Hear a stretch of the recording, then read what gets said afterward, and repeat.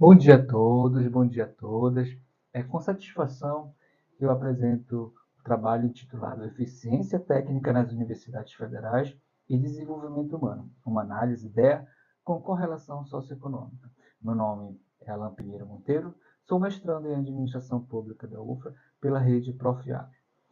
E este trabalho foi desenvolvido com a coautoria do meu orientador, professor Dr. Davi Costa Correia da Silva. A educação superior pública, ela desempenha um papel central no desenvolvimento econômico. Ela é responsável pela formação do capital humano, esse capital humano qualificado, a produção de conhecimento científico, de inovação também, né? Existem relatórios internacionais, como o do Banco Mundial, da Unesco, que reforçam que sociedades mais educadas tendem a ter maior inclusão social, maior avanço tecnológico e o fortalecimento das instituições. As universidades públicas brasileiras, elas também contribuem diretamente para os Objetivos de Desenvolvimento Sustentável da ONU. Em especial, 4, que fala sobre educação de qualidade, o ODS 8, que fala sobre trabalho decente e crescimento econômico, e o ODS 16, que fala sobre as instituições eficazes. E elas ajudam a reduzir desigualdades regionais e aumentar a eficiência no uso de recursos públicos. Entretanto, esse cenário está inserido num contexto de restrições orçamentárias e uma crescente pressão por accountability. Nesse sentido, torna-se fundamental avaliar a eficiência das universidades. E aí é onde entra a análise envoltória de dados. Ela entra como uma ferramenta consolidada para atender essa demanda de medição de eficiência. O objetivo desse trabalho principal foi correlacionar a eficiência técnica das universidades federais com o Índice de Desenvolvimento Humano Estadual. De modo específico, a gente buscou avaliar a eficiência de 59 universidades federais e investigar a associação estatística entre os scores da eficiência dessas universidades com o IDH do estado onde essa universidade está inserida. Essa pesquisa ela é quantitativa, porque a gente trabalha com dados numéricos, dados secundários e estatísticos. Ela é descritiva porque a gente descreve o desempenho relativo das universidades. Ela é aplicada porque ela é voltada a problemas práticos de gestão e também de políticas públicas. A abordagem metodológica combinou análise envoltória de dados, com o modelo BCC, orientado ao output, e a, a correlação com Pearson. Existem os inputs e os outputs. Foram considerados para os inputs 3 variáveis: o número de docentes, a quantidade de técnicos administrativos e a quantidade de despesas totais para o ano de 2023. Como saída, como output, nós utilizamos o Índice Geral de Cursos, que é a nota que o INEP dá para as universidades, e a quantidade de concluintes no ano de 2023. Os dados foram processados no software. Primeiramente, nós trabalhamos o Excel, onde a gente tabulou todos os dados que a gente coletou nos sites oficiais e depois exportamos para TXT e inserimos no CIAD, que é o software que roda os relatórios da análise envoltória de dados. E também nós utilizamos o Biostatistic para fazer a correlação de Pearson. Atualmente, o Brasil ele possui 69 universidades federais, formando uma das maiores redes públicas de ensino superior do mundo. Isso se deu por conta do Reúne, que foi uma expansão e interiorização das universidades na época. Trouxe avanços, novas vagas para alunos, novos cursos, novos docentes, contratações, técnicos administrativos, e trouxe também desafios, que são as esses repasses instáveis de orçamento, as desigualdades regionais e uma infraestrutura precária. Qual o impacto disso? Essa variação na eficiência entre instituições tradicionais e as novas. Nesse estudo, a gente está trabalhando com dois indicadores principais, o IGC e o IDH. O IGC, que mede a qualidade institucional, com o desempenho dos discentes, dos cursos de pós-graduação, da infraestrutura da universidade, e ao final ela gera uma nota. O IDH, ele reflete o contexto socioeconômico de cada estado. Renda, escolaridade, longevidade, né? E cada estado tem o seu. A DEA vem do termo em inglês Data Envelope Analysis, que traduzindo é análise envoltória de dados. Ela é um método não paramétrico que avalia a eficiência relativa das unidades, de uma empresa, de um setor, de um órgão. A gente trouxe aqui dois modelos, que são os que se destacam. É o CCR, que foi desenvolvido por Charnes, Cooper e Rhodes, que traz retornos constantes de escala, e o do Bank, o BCC, que é do Bank, Charnes e Cooper, e traz os retornos de escalas variáveis, é o mais adequado aí para as universidades. No nosso trabalho, por isso que a gente vai usar o do BCC, que ele é orientado para output, orientado para as saídas, que significa maximizar os resultados mantendo os insumos.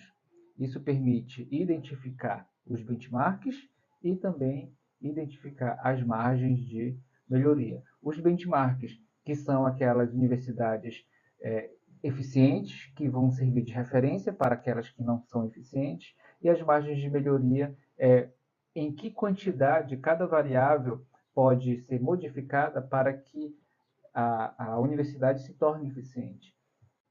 Na literatura, temos diferentes estudos sobre eficiência nas universidades. O Oliveira analisa o impacto do Reúne. Né? O Torres e o Ramos avaliam a pós-graduação das instituições. E o Ferraz e seus colaboradores examinam as micro-regiões da Amazônia Legal. O nosso diferencial ele é porque a gente usa um índice como output e também a gente vai fazer a correlação dessas eficiências dessas universidades também com o índice, que é o índice de desenvolvimento humano.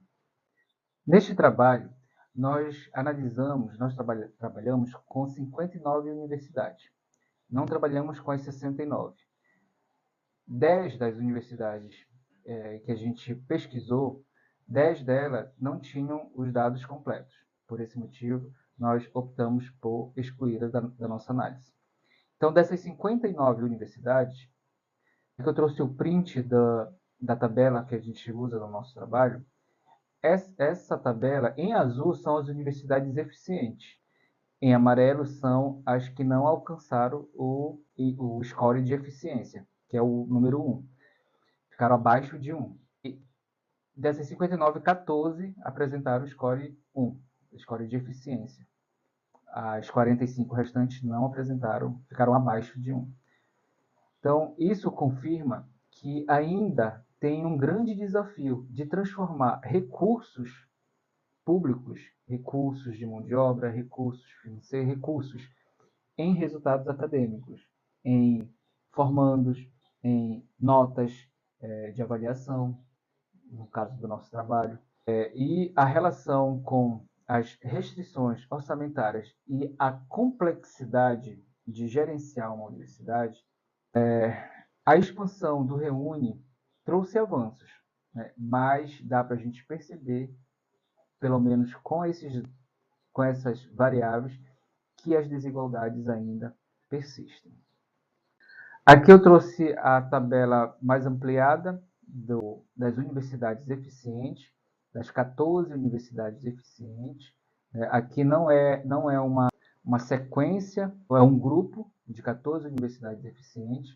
Não podemos dizer que uma é mais eficiente que a outra. Todas são eficientes, todas atingiram, e as outras que não atingiram esse score 1, abaixo de 1, elas são ineficientes, considerada ineficiente. E aqui eu destaco aqui, olha, a UFRA, a UFPA, a UNB, a Unifespa, a UFMG, né, que mesmo em contextos diferentes, né, elas conseguem maximizar os seus resultados acadêmicos com os recursos que elas têm disponíveis. Né? E aí essas universidades aqui, elas vão servir de referência, ou seja, elas vão servir de benchmark para as demais, pois demonstram que é possível alcançar altos índices de desempenho em diferentes realidades regionais. Aqui a gente trouxe o gráfico da correlação. No eixo X, nós temos os scores de eficiência, no eixo Y, nós temos o IDH. E aí, quando a gente cruza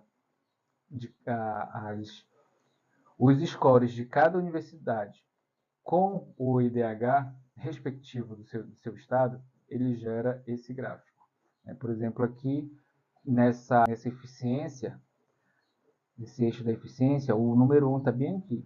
Vou até pintar ele bem aqui. Que são as universidades eficientes.